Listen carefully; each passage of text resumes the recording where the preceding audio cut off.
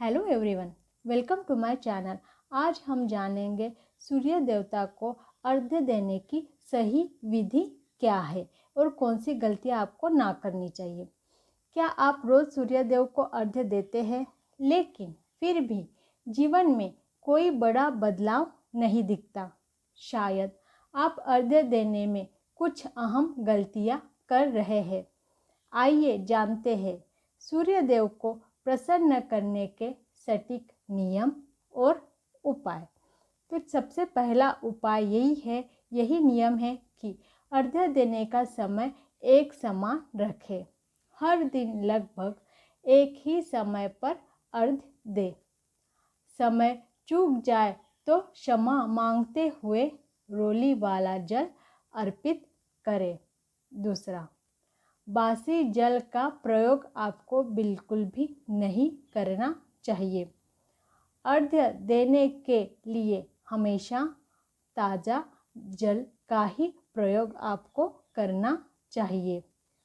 तीसरा, मंत्रों का जाप ज़रूरी है। अर्घ्य देते समय आपको मंत्रों का जाप जो है वो ज़रूर करना है। अर्घ्य देते समय 7 बार ओम घृणी सूर्याय नमः का जप अवश्य करें। मंत्रों के बिना अर्घ्य अधूरा माना जाता है। बहुत सारे लोग मंत्रों का उच्चारण नहीं करते हैं, सिर्फ जल प्रवाह करते हैं, अर्घ्य देते हैं और वापस आ जाते हैं। तो आपको ये गलती नहीं करनी है, आपको भी मंत्रों का प्रयोग करना है और ये जो मंत्र दिया है आपको उसी का प्रयोग करना है। चौथा, पूर्व दिशा में ही जल चढ़ाए। मुंह हमेशा पूर्व दिशा की ओर ही होना चाहिए, क्योंकि ईस्ट से ही क्या होता है, जो है सूरज आता है, हमारा सूर्य देवता हमारे आते हैं। इसीलिए पूर्व में ही खड़े होकर जल देना चाहिए। जल में क्या डालें? जल में रोली, लाल फूल, अक्षत या कुमकुम डालना श्रेष्ठ माना जाता है। तो ये सारे चीज़ें जो है वो आपको जल में डालनी है। छठा, तांबे के लोटे का प्रयोग करें। तांबे के पात्र से अर्घ्य देना सर्वश्रेष्ठ माना जाता है, इसलिए हमेशा आपको तांबे का ही पात्र लेना है। सातवां, हाथ सिर से ऊपर उठाकर अर्घ्य दे। सूर्य किरणें सीधे शरीर पर पड़े, इससे सकारात्मक ऊर्जा मिलती है, इसीलिए आपको दोनों हाथ उठाकर सूर्य को जल देना है। आठवां, नंगे पैर अर्घ्य दे। इससे विनम्रता और भक्ति दोनों का भाव प्रकट होता है। नौवां, पैर पर जल की बूंद न गिरे। इससे पूजा का फल कम हो सकता है और नकारात्मकता बढ़ती है। तो इसलिए हमेशा आपको ध्यान रखना है कि जब भी आप जल दें तो उसकी कोई भी बूंदे आपके पैरों पर बिल्कुल भी नहीं पड़नी चाहिए।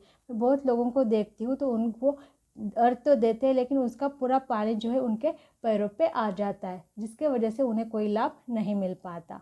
10वां, अर्घ्य के बाद सूर्य देवता की परिक्रमा करें। 1 से 3 बार परिक्रमा करते हुए सूर्य का ध्यान करें।